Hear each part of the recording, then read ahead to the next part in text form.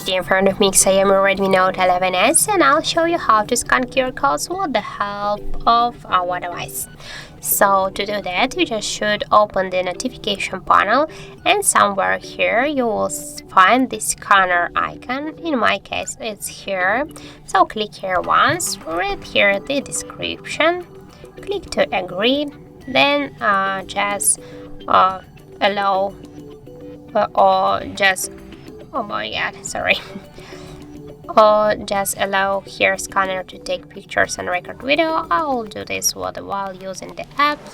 Now just allow here again, and now just here you should scan the QR code with your device, and as can you see, as the result we got here our QR code link, and we can go here to the website to click there, and here you can see that's this QR code that was the link to the Wikipedia.